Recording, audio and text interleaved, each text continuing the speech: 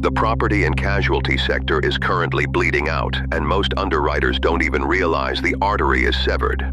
We are seeing major carriers spend years and massive legal fees defending ghosts in staged collisions. Why? Because your intake funnel is completely blind.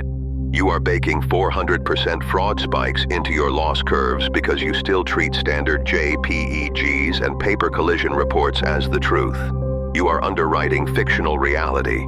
Verified realities, 3-flip-3 biometric calibration flags, identity spoofing and actor swapping in 3 seconds. If you aren't mandating hardware-locked PRNU signatures at the scene of the claim, you aren't an insurance company. You are willingly funding criminal syndicates. Stop underwriting Fiat evidence. Start underwriting reality.